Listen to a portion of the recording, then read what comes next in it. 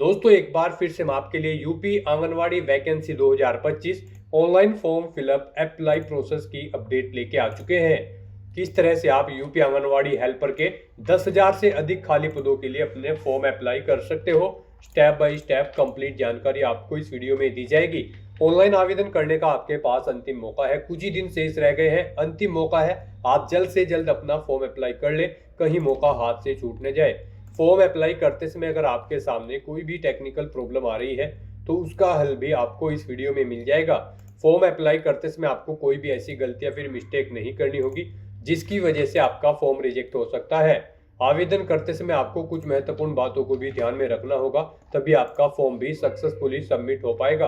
Apply करते समय आपके सामने कोई भी इश्यू आ रही है तो उसका हल भी यहाँ पर दिया जाएगा। फॉर्म अप्लाई करते समय कैसे रजिस्ट्रेशन करोगे, कैसे अपनी डिटेल फिल करोगे, क्वालिफिकेशन की डिटेल आपको कैसे देनी होगी, कैसे अपने डॉक्यूमेंट सिग्नेचर और फोटोग्राफ आपको कितने केबी में अपलोड करने होंगे, फीस पेमेंट करते हुए रजिस्ट्रेशन से लेकर प्रिंट तक आपको किस प्रकार से अपना फॉर्म भर लेना होगा। कंप्लीट डिटेल के लिए आपको ये वीडियो शुरू से लेकर एंड तक बिना स्किप किए हुए देखनी होगी। इस वीडियो को पूरा देखने पर ही आपके सभी सवाल और डाउट क्लियर होंगे। तो चलिए दोस्तों, बिना कोई वक्त गंवाए शुरू करते हैं UP anganwadi online form fill up की पूरी जानकारी। फॉर्म भरने से पहले आपको सबसे पहले हमारी वेबसाइट IND सरकारी नौकरी के इस पेज पर विजिट करना होगा, जिसका लिंक आपको नीचे description plus first comment box में मिल जाएगा। और हमारे इस पेज पर विजिट करके आप यहां से यूपी आंगनवाड़ी वैकेंसी का फॉर्म अप्लाई कर सकते हो। यूपी आंगनवाड़ी की ओर से आंगनवाड़ी हेल्पर आंगनवाड़ी सहायिका की पोस्ट निकाली गई है। 10,000 से अधिक वैकेंसीज है। ओनली फीमेल कैंडिडेट अप्लाई कर सकते हैं, 12वीं पास अप्लाई कर सकते हैं। 18 से 35 वर्ष आयु सीमा है। यहाँ पर आपको डिस्ट्रिक्ट वाइज वैकेंसीज की जानकारी दे दी गई है, साथ ही साथ आवेदन करने की लास्ट दे दी गई है। उन्हीं के सामने नोटिफिकेशन की PDF भी आप यहाँ से डाउनलोड कर सकते हो। क्लिक है लिंक पर क्लिक करके आप PDF डाउनलोड कर सकते हो। इसी तरह से सभी डिस्ट्रिक्ट के लिए यहाँ पर वैकेंसीज आप चेकआउट कर ले, जैसे कि सीतापुर के लिए 1400 से अधिक वैकेंसीज है। 1 दिसंबर तक आप अपना फॉर्म अप्लाई कर सकते हो। प्रतापगढ़ के लिए 1274 पद है, 5 दिसंबर तक आप अपना फॉर्म अप्लाई कर सकते हो। इसी तरह से सभी डिस्ट्रिक्ट के लिए वैकेंसीज दी गई है। फीस आपको अप्लाई करते समय जमा नहीं करनी होगी, ना ही कोई एग्जाम देना होगा। मेरिट बेस पे आपका सिलेक्शन होगा। ऑनलाइन अप्लाई कर सकते हो। UP Uttar Pradesh job location है यूपी आंगनवाड़ी भर्ती .in की ऑफिशियल वेबसाइट है, जिससे आप फॉर्म अप्लाई कर सकते हो। इंपोर्टेंट लिंक सेक्शन के अंतर्गत ऑफिशियल नोटिफिकेशन PDF लिंक पर क्लिक करके आप यहां से इसकी PDF डाउनलोड कर सकते हो। यूपी आंगनवाड़ी रिक्रूटमेंट का पेज ओपन हो जाएगा ऑफिशियल नोटिफिकेशन लिंक पर क्लिक करते ही।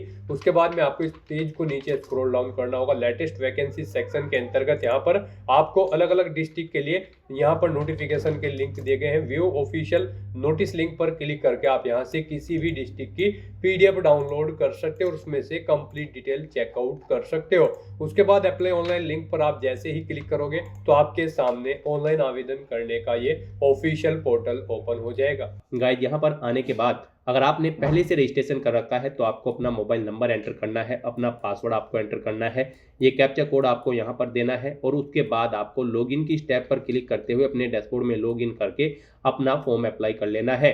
और अगर आप इस भर्ती के लिए फर्स्ट टाइम अप्लाई करने जा रहे हो तो सबसे पहले यहाँ पर आपको अपना रजिस्ट्रेशन करना होगा। उसके लिए आपको यहाँ पर क्लिक टू रजिस्टर / पंजीकरण हेतु क्लिक करें, ये लिंक दिया गया है, आपको इस पर क्लिक करना है और सबसे पहले यहाँ पर आपको अपना रजिस्ट्रेशन कर लेना है। आपके सामने रजिस्ट्रेशन का फॉर्म कुछ इस तरह से शो होगा। यहाँ पर गाइज आपको अपना नाम एंटर करना है, अपने पिता का नाम एंटर करना है, फिर यहाँ पर आपको अपना डिस्ट्रिक्ट सेलेक्ट करना है, जिस डिस्ट्रिक्ट से आप निवास करते हैं। अपना मोबाइल नंबर यहाँ पर आपको देना है, फिर यहाँ पर आपको अपना पासवर्ड क्रिएट करना है। यहाँ पर आपका पासवर्ड अल्फा न्यूमेरिक फॉर्मेट में होना चाहिए। मीन्स आपके पासवर्ड में कम से कम एक अपर केस कैरेक्टर, एक लोअर केस कैरेक्टर, एक इंटीजर नंबर और एक स्पेशल कैरेक्टर जैसे कि @ या फिर $, होना चाहिए।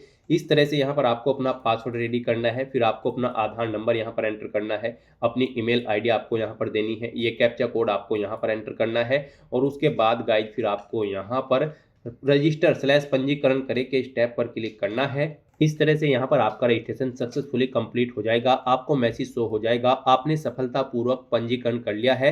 अब गाइस यहाँ पर आपको ओके के इस ऑप्शन पर क्लिक करना है और उसके बाद फिर यहाँ पर आपको अपना मोबाइल नंबर एंटर करना है, अपना पासवर्ड आपको यहाँ पर एंटर करना है और फिर आपको ये कैप्चा कोड यहाँ पर एंटर करना है और उसके बाद फिर आपको लॉगिन करें इस टैब पर क्लिक करके अपने डैशबोर्ड में लॉगिन कर लेना है।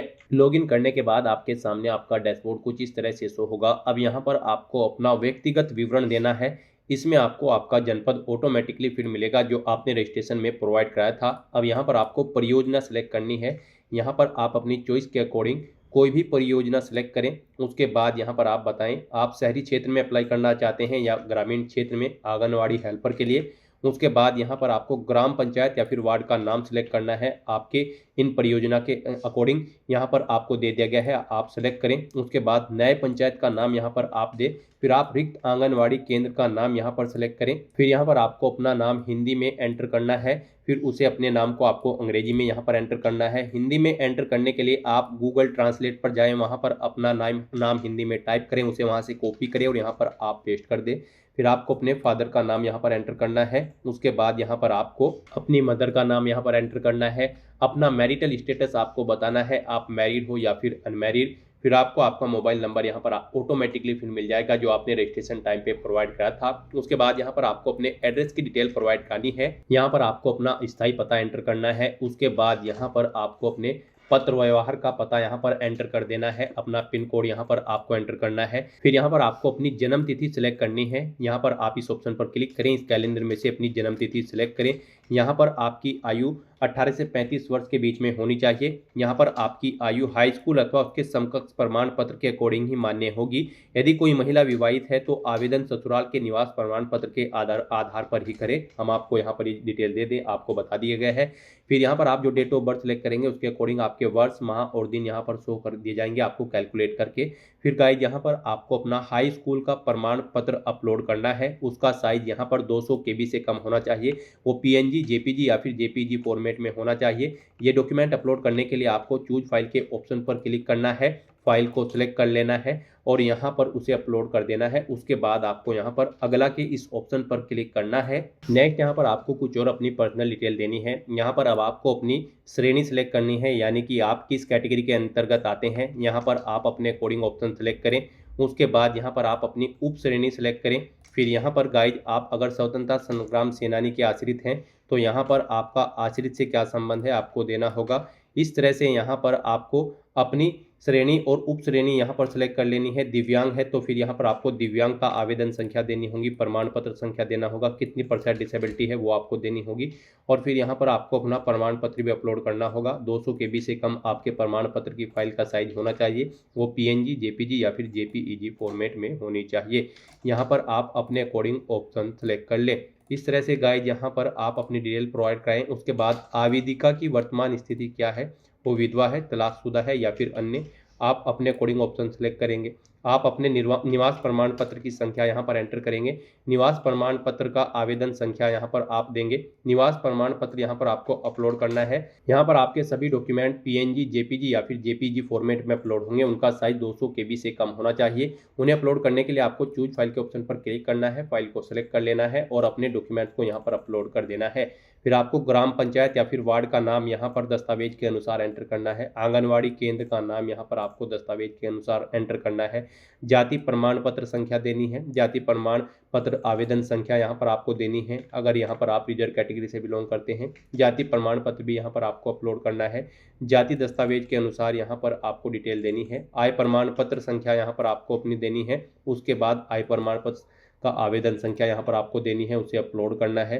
कुल वार्षिक आय के दस्तावेज के अनुसार यहाँ पर आपको अपनी कुल वार्षिक आय देनी है। आय प्रमाण पत्र के अकॉर्डिंग जारी करने की तारीख यहाँ पर आपको सिलेक्ट करनी है। किस डेट को आपका आय प्रमाण पत्र जारी हुआ है वो डेट आपको सिलेक्ट कर लेनी है। यहाँ पर आपको ये डिटेल्स अपने इन डॉक्यूमेंट्स को अपने पास रख के फिल करनी है। जब आप फॉर्म अप्लाई करेंगे आपके पास निवास प्रमाण पत्र हो, जाति प्रमाण पत्र हो, आय प्रमाण पत्र हो, अगर आप रिजर्व कैटेगरी के अंतर्गत आते हैं तो फिर आपको उनकी डिटेल उनमें से चेकआउट करते हुए यहाँ पर केयरफुली फिल करनी है। फिर यहाँ पर आपसे पूछा गया है कि क्या आप BPL श्रेणी के अंतर्गत आते हैं। अगर आते हैं तो हाँ करेंगे, नहीं आते हैं तो नहीं करेंगे। इस तरह से अपने सभी डिटेल्स प्रोवाइड करने के बाद फिर गाइस यहाँ पर आपको अगला के इस ऑप्शन यानी कि नेक्स्ट के इस ऑप्शन पर क्लिक करना है। नेक्स्ट यहाँ पर आपको अपनी एजुकेशनल क्वालिफिकेशन की डिटेल प्रोवाइड करनी है। गाइस यहाँ पर आंगनवाड़ी हेल्पर की इस भर्ती में पार्टिसिपेट करने के लिए केवल फीमेल कैंडिडेट अप्लाई कर सकती हैं। उनका 12वीं क्लास पास आउट होना जरूरी है किसी वेल रिकॉग्नाइज्ड बोर्ड या फिर स्कूल से। साथ ही साथ जिस क्षेत्र के लिए आप अप्लाई कर रहे हैं वहाँ का निवास प्रमाण पत्र, वहाँ के निवासी आपका होना जरूरी है। तो यहाँ पर अब आपको अपनी क्वालिफिकेशन की डिटेल प्रोवाइड करनी है। गाइस यहाँ पर सबसे पहले आपको अपनी 12वीं क्लास की डिटेल प्रोवाइड करनी है, विद्यालय का नाम देना है, फिर बोर्ड का नाम देना है, जिस बोर्ड से आपने अपनी 12वीं क्लास पास आउट की है, कब पास आउट की है, यहाँ पर वो वर्ष एंटर कर देना है। उसके बाद यहाँ पर आपने टोटल मार्क्स कितने थे यहाँ पर आप बताएं 12वीं में, उसमें से आपने कितने मार्क्स ऑब्टेन किए थे वो यहाँ पर आपको एंटर करने हैं। इनके अकॉर्डिंग आपकी परसेंटेज कैलकुलेट करके यहाँ पर आपको शो कर दी जाएगी। फिर यहाँ पर आपको अपनी 12वीं की मार्कशीट अपलोड कर देनी है। आपको यहाँ पर चूज फाइल के ऑप्शन पर क्लिक करना है, फाइल को सेलेक्ट कर लेना है और अपनी 12वीं की मार्कशीट अपलोड करनी है। फिर आपको अपना 12वीं का जो प्रमाण पत्र है वो भी ऐसे यहाँ पर चूज फाइल के ऑप्शन पर क्लिक करते हुए अपलोड कर देना है। आपके डॉक्यूमेंट यहाँ पर 200 KB से कम होने चाहिए, PNG, JPG या फिर JPG फॉर्मेट में फाइल का टाइप होना चाहिए। इस तरह से यहाँ पर आपको अपनी 12वीं क्लास की डिटेल प्रोवाइड करनी है। फिर आपने अगर ग्रेजुएशन या पोस्ट ग्रेजुएशन कर रखी है तो उसकी डिटेल भी आप सेम यहाँ पर प्रोवाइड कर सकते हैं। नहीं कर रखी है तो इन कॉलम्स को आप खाली छोड़ सकते हैं। इस तरह से अपनी क्वालिफिकेशन की डिटेल प्रोवाइड करने के बाद फिर यहाँ पर आपको अगला यानी कि नेक्स्ट के इस ऑप्शन पर क्लिक करना है। नेक्स्ट यहाँ पर आपको अपना फोटो और सिग्नेचर अपलोड करने हैं। यहाँ पर आपकी फोटो की जो फाइल होगी उसका साइज 200 KB से कम होना चाहिए, सिग्नेचर की फाइल का साइज भी 200 KB से कम होना चाहिए। यहाँ पर आपका जो फोटो होगा उसकी हाइट 170 पिक्सल और विड्थ 180 पिक्सल के बीच में होनी चाहिए। आवेदिका के जो हस्ताक्षर होंगे उनकी भी यहाँ पर साइज दिया गया है, जो हस्ताक्षर के साइज है उनकी हाइट 70 पिक्सल और विड्थ 180 पिक्सल के बीच में होनी चाहिए। तो यहाँ पर इस फॉर्मेट में आपको अपना फोटो और सिग्नेचर अपलोड करने हैं। फोटो और सिग्नेचर अपलोड करने के लिए आपको चूज फाइल के ऑप्शंस पर क्लिक करना है, फाइल को सिलेक्ट कर लेना है और 1 बाय 1 करके यहाँ पर आपको अपना फोटो और सिग्नेचर अपलोड कर देने हैं। और उसके बाद फिर गाइस यहाँ पर आपको अगला यानी कि नेक्स्ट के ऑप्शन पर क्लिक करना है। फिर आपके सामने डिक्लेरेशन सेक्शन ओपन होगा। यहाँ पर आप डिक्लेरेशन सेक्शन में इन डिटेल्स को रीड आउट करें, इस चेकबॉक्स को ओके करें और फिर गाइस यहाँ पर आप अगला यानी कि नेक्स्ट के ऑप्शन पर क्लिक कर दें। नेक्स्ट यहाँ पर आपको आपके एप्लीकेशन फॉर्म का पूरा प्रीव्यू शो कर दिया गया है। आपको सभी डिटेल्स केयरफुली चेकआउट करनी है। इस पेज को नीचे स्क्रॉल डाउन करना है। गाइस यहाँ पर आप प्रिंट के ऑप्शन पर क्लिक करके अपने एप्लीकेशन फॉर्म का प्रिंट आउट ले सकते हैं। इसमें कोई मिस्टेक है तो आप यहाँ पर पिछला यानी कि बैक के इस ऑप्शन पर क्लिक करके एडिट कर सकते हैं। और अगर सभी चीजें ओके हैं तो बस यहाँ पर गाइस अब आपको अगला यानी कि नेक्स्ट के इस ऑप्शन पर क्लिक करना है। उसके बाद आपके सामने ये पॉपअप शो होगा। अब यहाँ पर आपको कंफर्म की स्टेप पर क्लिक करना है। यहाँ पर आपका एप्लीकेशन फॉर्म सक्सेसफुली सबमिट हो चुका है, आपको मैसेज शो कर दिया गया है और एक OTP यहाँ पर आपके रजिस्टर्ड मोबाइल नंबर पर सबमिट किया गया है। तो यहाँ पर आप ओके के इस ऑप्शन पर क्लिक करें, वो OTP आप यहाँ पर एंटर करें और उसके बाद गाइस फिर आप यहाँ पर ये कैप्चा कोड इस बॉक्स में एंटर करें और फिर वेरीफाई/सत्यापित करें के इस ऑप्शन पर क्लिक कर दें। OTP किसी कारणवश नहीं आया है तो यहाँ पर आप रिसेंट OTP के इस ऑप्शन पर क्लिक करके OTP दोबारा से अपने मोबाइल फोन पर मंगा सकते हैं। इस तरह से यहाँ पर आपका एप्लीकेशन फॉर्म सक्सेसफुली सबमिट हो चुका है, आपको आपके डैशबोर्ड में रिडायरेक्ट कर दिया गया है। यहाँ पर आप व्यू डिटेल के इस ऑप्शन पर क्लिक करके अपने एप्लीकेशन फॉर्म का एक हार्ड कॉपी प्रिंट आउट ले सकते हो फ्यूचर यूज के लिए, फ्यूचर रेफरेंस के लिए। और यहाँ पर आपको एक एप्लीकेशन नंबर भी दे दिया गया है, आप इसे केयरफुली नोट डाउन कर ले फ्यूचर यूज के लिए। ये एप्लीकेशन नंबर आपको आपके फॉर्म के प्रिंट आउट में भी मिल जाएगा, वहां से आप इसे नोट डाउन करके रख ले फ्यूचर यूज के लिए। और गाइस यहाँ पर अगर आप सेम ग्राम पंचायत या फिर वार्ड में एक से ज्यादा स्थान के लिए अप्लाई करना चाहते हैं तो आप यहाँ पर दोबारा से ग्राम पंचायत सेलेक्ट करें, रिक्त आंगनवाड़ी केंद्र का नाम यहाँ पर सेलेक्ट करें और अप्लाई कर ले, सेम ऐसे ही जैसे यहाँ पर हमने आपको इस पोस्ट के लिए अप्लाई करके दिखाया है।